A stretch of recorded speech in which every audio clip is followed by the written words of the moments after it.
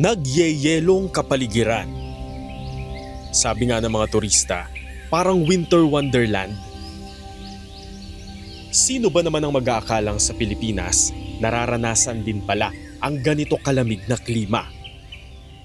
Ako si Radyoman Zander Kayabyab ng DZXL News RMN Manila. Samahan ninyo akong akyatin ang tuktok ng atok sa Benguet upang alamin ang epekto ng andap o frost dito sa DZXL News Special Report.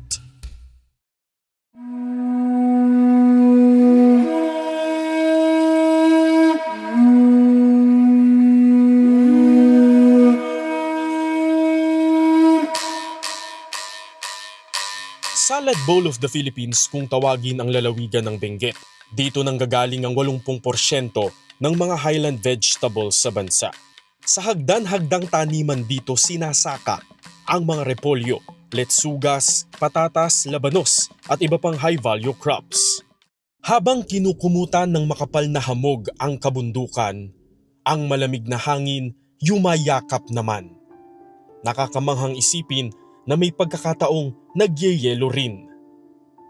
Ito ang tinatawag na frost o andap, water vapor, nagiging solid o yelo dahil sukdulan ng lamig.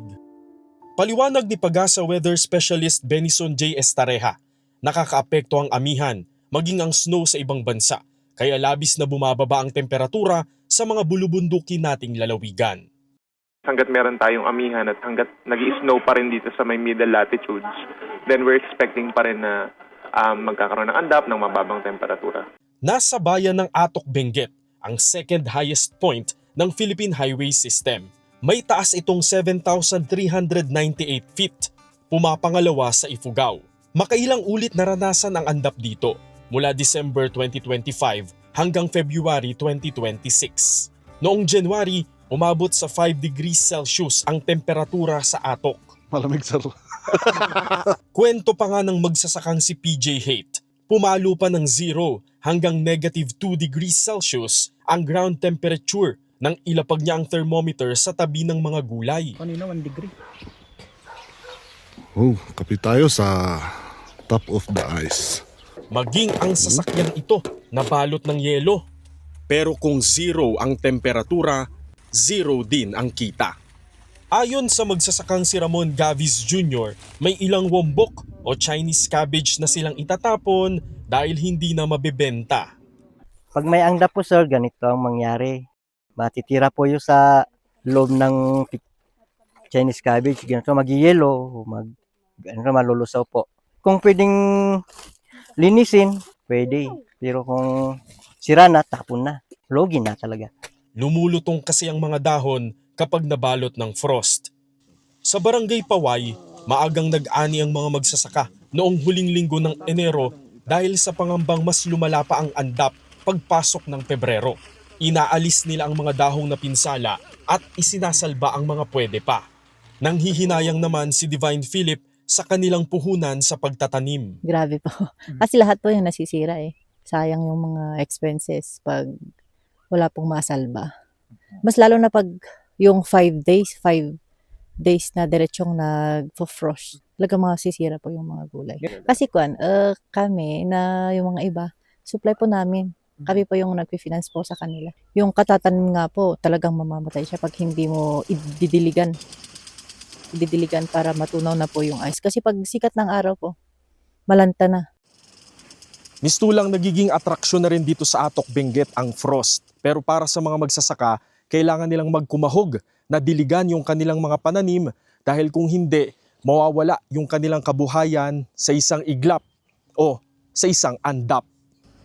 Ang mga root crops tulad ng carrots at patatas masisira kapag pasibol pa lang.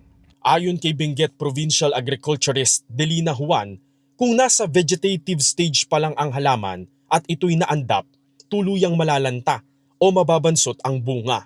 If they are in the vegetative stage, tapos na-frost po sila, may effect po sila sa tuber formation po ng mga patatas at carrots po. Kung dire-diretso po siya at nasunog na lahat yung mga dahon, yun ang talagang totally damaged na po siya. Magkagayunman, hindi anya apektado ng ANDAP ang macroeconomics o yung kabuuan ng sektor ng agrikultura. Meron pong areas na affected po siya, pero hindi po siya that significant. Meron pong ibang areas po ng province of Benguet which are not affected by frost. Ganito po siya, kaya masisira po siya hanggang dito po, sa pinakaloob. Kaya dyan po nalulugi yung mga farmer dito sa amin. So ito hindi na ito masasalba. Kaya ito tapon na to kasi hindi na siya pwede. Kasi sa loob sira na po eh. Pero para kay Asher Becnan, tagos sa bulsa ng tulad niyang magsasaka ang epekto ng frost. Pag mag-harvest kami may mga 20 tons ganun, nagiging 12 tons, 14 tons ganun na lang. Kaya daming nasisira ng mga pananim dito. Mas lalo na sa yung mga maliliit pa. Sabi ni Cherry Sano, municipal agriculturist ng Atok, hindi rason ang ANDAP para tumaas ang presyo ng gulay sa Metro Manila at iba pang bahagi ng Luzon. Bagamat may losses, sobra-sobra ang supply ng gulay mula Benguet, kaya nagmura pa nga ang farm gate price nito. Doon po sa 2,000 hectares na yun, ang siguro ang affected lang ng ANDAP is wala pa sa 1/4, wala pa sa 1/8. Minimal po talaga. Baka may naman talaga na ginagamit yung rason ng ANDAP. Pero sa totoo lang po talagang hindi po, walang effect po yung ANDAP sa supply ng gulay, sa presyo ng gulay. Ang farm gate price ng labanos sa Atok Benguet naglalaro sa 30 to 35 pesos per kilo. Ang carrots 18 to 35 per kilo, ang repolyo 23 to 28, ang wombok 15 to 20, ang celery 5 piso hanggang 15 pesos, ang patatas nagsisimula sa 55 pesos per kilo, ang sayote 10 to 12 pesos per kilo. Sakali mang may maani pa rin ang mga magsasaka mula sa mga naandap na gulay, bumababa ang kalidad nito kaya mas murang binibili ng mga trader. Sa carrots naman, kahit ma-froze yun, basta 3 months na siya, lusot na yun. Kung yung 1 month pa lang siya, mag-helmet yung carrots. Imbis na red yung carrot, yung pinakataas dulo niya, taas, green. Maganda yung cabbage namin, first class sana yun. Pero nung diretso yung froze, imbis na first class yun, naging second class na. Pag nakita ng mga disposer, alam nila na galing dito sa amin sa Atok, sa malamig. Kasi yung nalalanta. Ganun. Kaya bibilhin ng mas mababang presyo. Pag sa cabbage po, pag first ANDAP pa rin siya, okay pa rin siya. Pero pag dire-diretso na siyang na-frost for how many days, yun na bababa po siya, magiging second class or third class na po siya. Bukod sa mga gulay, apektado rin ng ANDAP ang mga bulaklak sa Atok. Ang mga bulaklak ngang ito, mistulang nasunog matapos maandap. Yung mga bulaklak natin, nasisira rin yung iba.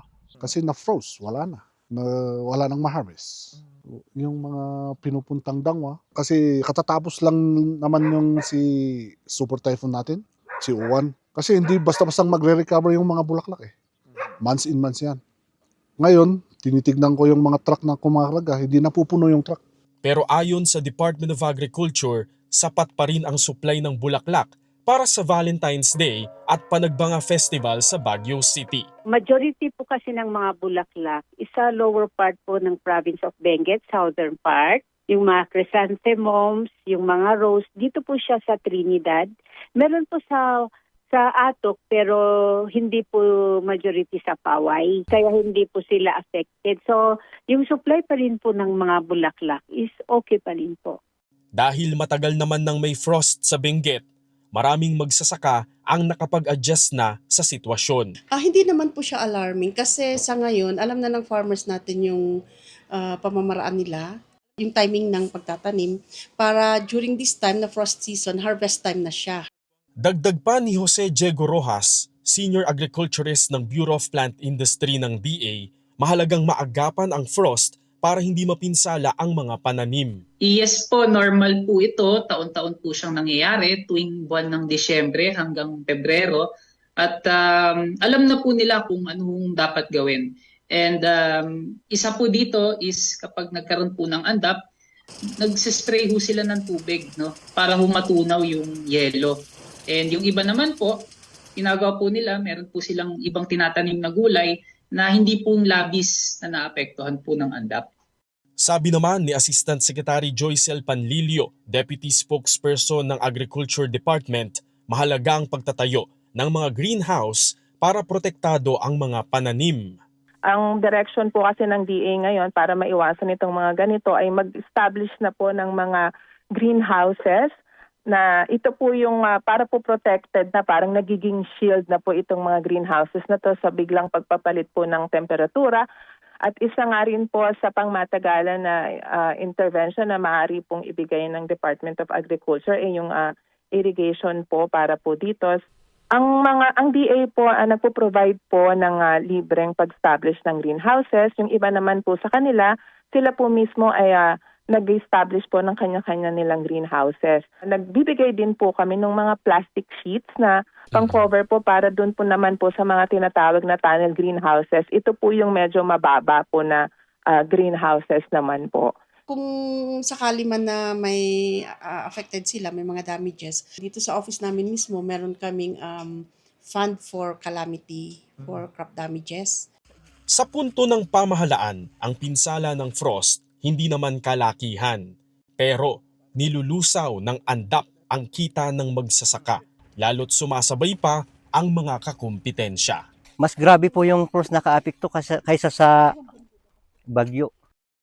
Kasi sa frost food, lahat po ng masisira po. Pag sa bagyo, siyempre may matira. Talagang maraming harvest. Ang problema lang namin yung bumababa yung price dahil sa importation. Tulad ng mga bagyo at labis na tagtuyot, isang hamon din ng kalikasan ng frost. Subalit sa kabila ng mga ito, mas kumikinang ang katatagan ng magsasakang Pilipino basta't may suporta mula sa gobyerno. Suportang hindi aandap-andap para may magandang ani sa hinaharap. Para sa DZXL News Special Report, Radyoman Zander Kayabyab, Tatak, RMN.